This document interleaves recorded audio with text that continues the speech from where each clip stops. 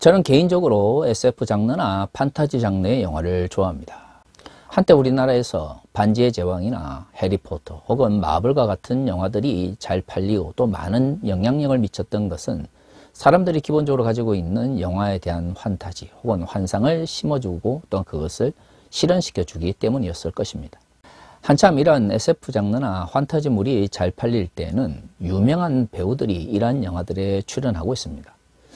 어떤 이들은 그런 이야기를 하더라고요. 아니, SF물이나 판타지 같은 그런 허황된 영화들 속에 왜 저런 대배우들이 참여하느냐는 것이죠.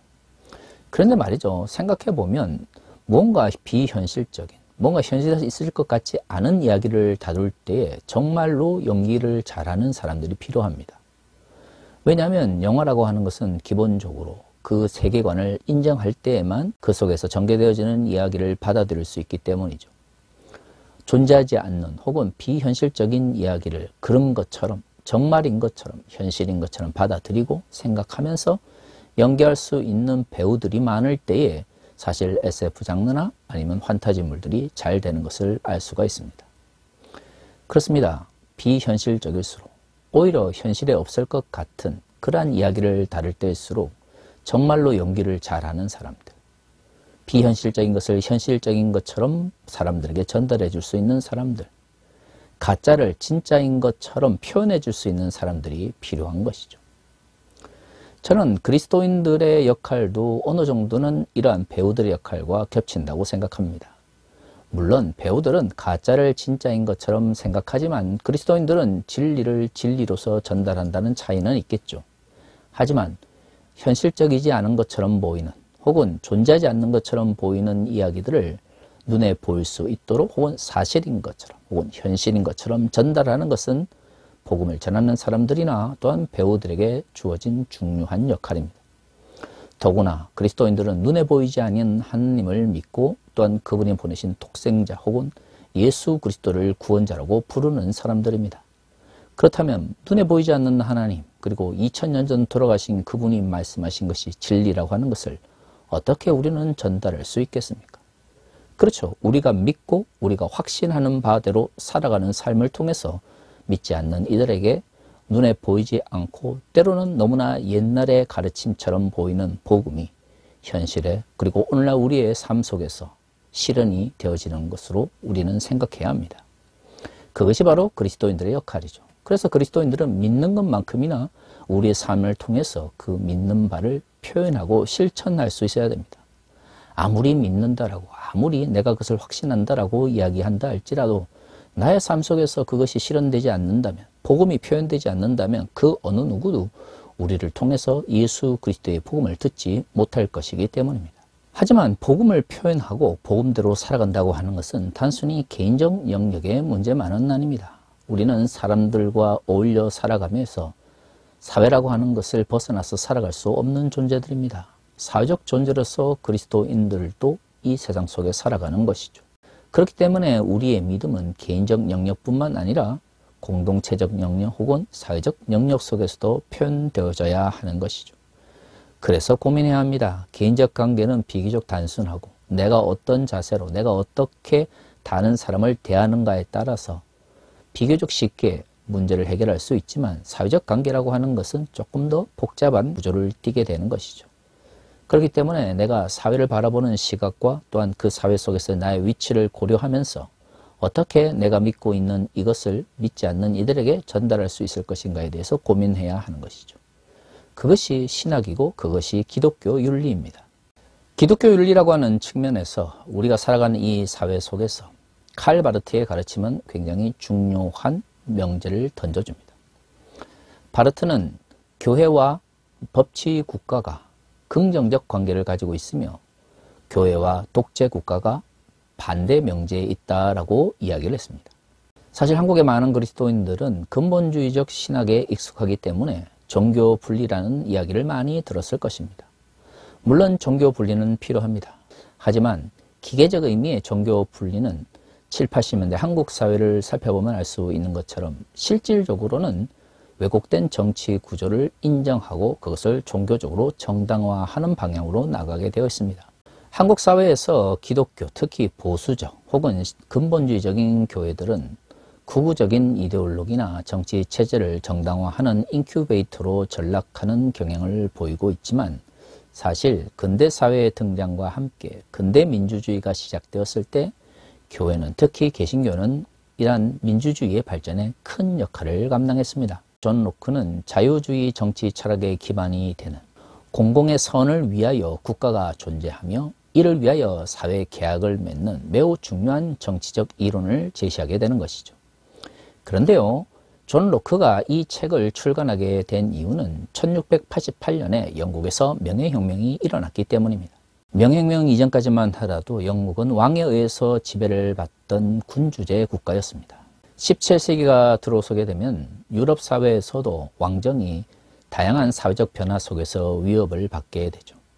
그래서 장 보덴과 같은 이들이 왕권 시설처럼 그 이전에는 하나님의 말씀으로 왕이 백성들을 통치할 수 있는 권력을 가지고 있다고 했을 때 그 어느 누구도 반대하지 않았지만 17세기가 넘어오게 되면 이제는 이론적 측면에서 그것을 정당화할 필요를 느끼게 된 것입니다. 영국보다도 훨씬 더 강력한 형태의 절대 왕정이 존재했던 프랑스에서도 장 보댕의 왕권 시수설과 같은 이론적 배경이 필요했다면, 상대적으로 왕권이 강하지 않았던 영국은 더더욱 이론적 측면에서 왕권을 정당화할 필요가 있었던 것이죠. 그렇기 때문에 전통적이며 보수적인 정치 체제를 추구하는 왕당파와 근대 시민계급을 중심으로 영국의 새로운 모습을 꿈꾸었던 의회파가 나누어져서 싸우게 됩니다. 왕당파와 의회파의 갈등 속에서 영국의 민주주의가 발전한 것이고, 명예혁명은 그러한 의회파의 굉장히 중요한 승리 중의 하나였던 것이죠. 존 로크는 의회파를 지지하는 정치 철학자로서 명예혁명의 이론적 배경을 제시하면서 어떻게 하면 지금의 입헌군주제처럼 의회를 중심으로 하는 정치 체제가 영국에 자리 잡을 수 있는지를 고민하는 가운데 통치론이라고 하는 책을 출간하였던 것입니다. 사실 근대 민주주의 초기에는 다양한 사회학자들의 분석처럼 개신교가 많은 영향력을 미쳤습니다. 막스 베버의 분석처럼 근대적 자본주의 체제도 개신교의 정신적인 지원이 많이 있었고요. 근대적 민주주의의 발전에 있어서도 개신교는 중요한 역할을 감당했습니다. 당시 개신교는 근대 시민계급을 중심으로 지지를 받았고요. 그들은 왕정을 중심으로 하는 구체제가 아닌 새로운 체제를 꿈꾸면서 오늘날 우리가 말하는 초기 민주주의 혹은 초기 자유주의 정치 철학의 매우 중요한 이론적 기반들을 제시했던 것이죠. 혹자들은 기독교와 정치가 무슨 상관관계가 있느냐라고 말할지 모르겠지만, 중세뿐만 아니라 근대 사회 이후에서도 개신교는 매우 중요한 정치적인 영향력을 미쳐왔습니다. 그렇기 때문에 근대 민주주의를 우리가 올바르게 이해한다면 개신교는 권위주의적 체제 아래에서 혹은 권위주의적 사회 환경 속에서 제대로 발전할 수 없다는 것을 바르게 인식할 수 있어야 하는 것이죠. 하지만 모든 것이 그런 것처럼 때로는 원래 가치가 시간이 흐르면서 변질되는 경우도 있습니다. 원래 근대 민주주의의 발전에 도움을 주었던 개신교적 전통보다는 때로는 왜곡되어서 교회 스스로가 전체주의를 정당화하거나 혹은 왕정 복고와 같은 태행적 사회적 변화의 주축이 되기도 하는 것이죠. 하지만 그것은 역사적 과정 속에서의 실패 혹은 잘못이지 원래부터 개신교 스스로가 그러한 잘못을 전제로 출발한 것은 아니었습니다. 오히려 근대 사회에서 개신교는 근대 민주주의와 근대 자본주의 발전에 매우 큰 영향을 미쳤고, 이러한 것들은 전통적인 의미의 구체제를 무너뜨리며 새로운 체제를 구축하기 위한 노력의 일환이었던 것이죠. 한국교회가 어느 순간 한국 사회의 태행에 큰 영향력을 미치면서 몰락의 기로에 서 있습니다. 한국교회가 스스로 민주적 전통을 저버린 상태에서 극우적 이데올로기에 경도되어 과거의 권위주의적 정치체제나 사회체제를 주장하며 그것을 외치는 순간 교회는 원래의 정체성을 상실하게 되는 것이죠. 그런데 안타까운 현실은 이러한 한국교회의 모습이 과거부터 있어 왔다고 하는 것입니다. 7, 80년대 한국교회를 살펴보면 군사 독재가 맹위를 펼칠 때에 교회는 앞으로는 종교 분리를 외치면서 뒤로는 군사 독재와 결탁하여 이익을 누렸습니다. 그 가운데 교회 성장을 위하여 군사 독재의 군사적 권위주의를 적극적으로 수용했던 것이죠. 한국 사회는 일제 침략기로부터 억압적인 사회적 환경 속에서 성장해 왔습니다. 그렇기 때문에 한국의 많은 사람들이 권위주의적이면서 억압적인 이러한 사회적 분위기와 정치 체제에 익숙해 있었던 것이죠. 그렇다면 교회가 올바른 정체성과 또한 자신들의 출발점을 인식했다면 개신교회는 그 누구보다도 민주적 체제를 위하여 노력했어야 했습니다. 하지만 7, 80년대 군사독재가 난무할 때에 급속한 성장을 이루었던 한국교회, 특히 보수적이면서 근본주의 교회들은 외형적으로는 종교 분리를 외치면서 군사독재와 결탁한 상태에서 권위주의적인 왜곡된 사회적 체제와 인식을 적극적으로 수용함으로써 발전했던 것이죠. 그러면 왜 그들은 그것을 수용하였던 걸까요? 그렇습니다. 교회를 더 빨리 성장시키고 더 많은 이들을 교회로 불러들이기 위하여 교회가 기업처럼, 교회가 군사 조직처럼 체계적으로 그리고 효율적으로 움직여야 했기 때문입니다. 결국 교회가 권위주의적인 체제를 적극적으로 수용하게 된 이면에는 성공에 대한 강한 집착과 욕망이 자리 잡고 있었던 것이죠. 양적 성장이라고 하는 성장에 집착해서 교회가 받아들여서는 안 되는, 특히 개신교적 전통과 반대되어지는 반민주적이면서 권위주의적인 사회적 환경과 정치적인 환경, 그리고 잘못된 인식들을 수용하였던 것입니다. 그것이 번영신학과 기복주의로 표현되었던 것이죠. 문제는 21세기에 들어서 한국교회가 이것을 제대로 해결하지 못한 상태에서 과거의 모습을 반복하려고 하니 젊은 사람들이 교회를 떠나면서 교회가 극우 이데올로기의 인큐베이터처럼 전락하게 된 것입니다. 오늘의 본문의 말씀은 우리가 많이 들어본 말씀입니다. 그리스도의 좋은 병사가 되라. 이 말을 하고 나서 바울은 5절에서 이렇게 말합니다. 경계하는 자가 법대로 경계하지 아니하면 승리자의 관을 얻지 못할 것이며, 고난 가운데 있던 디모데를 돕기 위하여 보낸 두 번째 편지에서 바울은 에베소 교회에서 목회하고 있던 디모데를 향하여 강하고 담대할 것을 이야기하였죠. 이러한 관점 속에서 좋은 군사가 되어야 된다. 그리고 그 군사는 고난을 두려워해서는 안 된다라고 하는 것을 오늘의 본문 앞에서 강조하였습니다. 그리고 오늘 우리가 알고 있는 경계하는 자의 비유를 하는 것이죠. 이 경계하는 자의 비유는 한마디로 말해서 열심히 달려가야 한다는 것입니다. 그런데 우리가 여기서 생각해야 되는 것은 과거 한국교회는 참 열심을 강조했지만 오늘의 본문의 말씀을 잘 살펴보면 바울이 말하고 있는 것은 열심 그 자체가 아니라 그 열심을 표현하기 위해서 올바른 방향으로 나가야 한다라고 하는 것입니다. 경계하는 자가 자기 멋대로 자기 열심대로 경기를 해서는 상을 얻을 수 없습니다. 경기를 베풀고 또한 그 경기를 주관한 사람이 만들어놨던 그 경기 룰에 의해서 열심을 내어야만 승리자가 될 수 있는 것이고, 또한 승리자가 되었을 때 상품을 얻을 수 있는 것이죠. 정말로 한국교회는 열심을 강조했습니다. 하지만 그 열심이 어떤 방향으로 나가는지에 대해서 한국교회가 스스로 성찰하거나 돌아보도록 가르쳤는지는 생각해 볼 필요가 있는 것이죠. 신앙의 열심이라고 하는 것 자체는 물론 나쁜 것은 아닙니다. 하지만 오늘의 본문의 말씀처럼 그리스도인들은 분명 그 경기를 주최한 사람이 원하는 방식에 의해서 나아가야 될 규칙이 있는 것이죠. 무조건 나의 열심대로 달려나가는 것만이 전부가 아니라 경기를 주최하고 또한 상품을 주실 그분이 원하시는 규칙에 따라서 열심을 내어 달려가야 하는 것입니다. 그럼에도 불구하고 한국교회는 무조건 열심만을 강조했습니다. 바로 그것이 잘못된 신앙의 열심인 것이죠. 잘못된 신앙의 열심은 어떤 방향으로 어떻게 달려갈 것인지에 대해서 생각하지 않고 무조건 나의 열심에 빠져서 달려가는 것입니다. 하지만 그것만으로는 결코 승리자로서의 상을 얻을 수가 없습니다. 중요한 것은 도대체 이 경기를 주관하는 사람이 어떤 방향으로 또 어떤 방식으로 달려가기를 원하는지를 먼저 성찰해야 하는 것이죠. 그래서 신앙의 열심만큼 강조해야 되는 것이 그 경기를 주관하시는 우리 주 예수 그리스도께서 우리에게 원하시는 방식이 무엇인지를 성찰하는 것입니다. 열심과 성찰은 함께 가야 하는 것임에도 불구하고 한국교회에서는 성처럼 외면한 상태에서 열심만을 강조했던 것이죠. 왜 그랬습니까?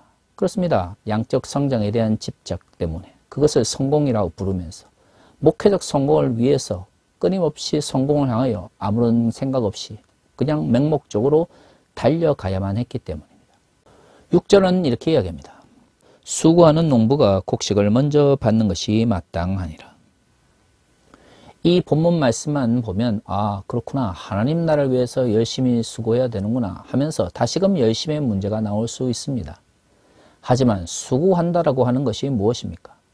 지금이야 비가 안 오면 물을 끄다 쓰고 냉해가 오면 불을 피워서 그것을 물리칠 수 있지만 2000년 전에는 자연에 맞게 모든 농사를 지어야 했습니다. 내가 원한다고 해서 씨를 뿌릴 수 있는 것이 아니라 비가 오기를 기다려야 됐고 내가 원한다고 해서 무언 결과물을 거둘 수 있는 것이 아니라 또한 바람이 불고 또한 햇볕이 나야 했던 것이죠. 즉 나의 방식대로 농사를 짓는 것이 아니라 기후에 맞게 계절에 따라서 열심히 일을 해야 했던 것입니다. 그게 바로 수고하는 농부입니다. 내 열심대로 내가 하고 싶을 때 무작정 농사를 짓는 것이 아니라 자연의 변화와 또한 농사에 필요한 절기에 맞추어서 내가 최선을 다하는 것, 그것이 바로 수고하는 농부의 모습인 것이죠. 경계하는 자의 비유나 수고하는 농부의 비유나 결국에는 나의 열심과 나의 열정을 말하는 것이 아닙니다. 나의 열심과 나의 열정 이전에 그것을 베풀고 그것을 나누어 주시는 분이 무엇을 원하시는지를 깨닫고 그 방향대로 나아가야 하는 것이죠. 방향이 왜곡되어 있는 상태에서 열심으로 달려간다고 해서 과연 좋은 결과 또한 선한 열매를 거둘 수 있을까요?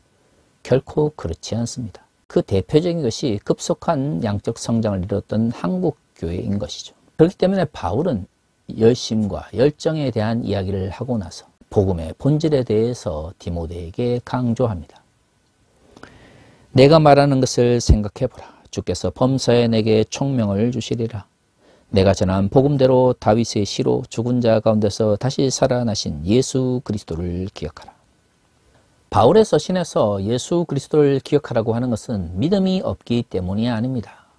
확실한 믿음을 가지고 하나님의 사역을 감당하는 자들에게 권면할 때 주로 이런 표현을 쓰는 것이죠.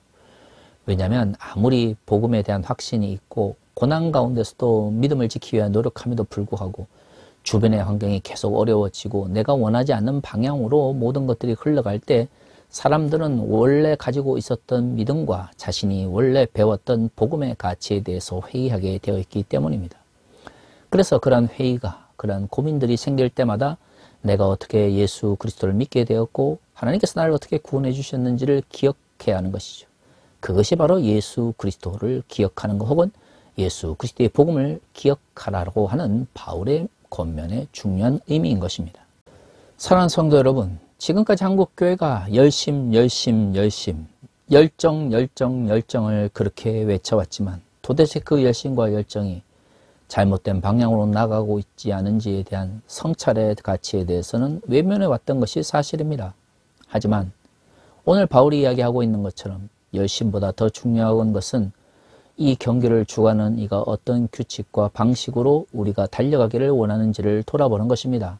그것을 먼저 깨달을 때에 열심과 열정도 의미가 있는 것이지 잘못된 신앙의 열심을 가지고 무조건적으로 달려나갈 것을 바라는 것은 오히려 잘못된 방향으로 문제를 만들어가는 것이고 복음의 변질을 촉진하는 결과를 가져올 뿐입니다. 한국교회도 마찬가지입니다.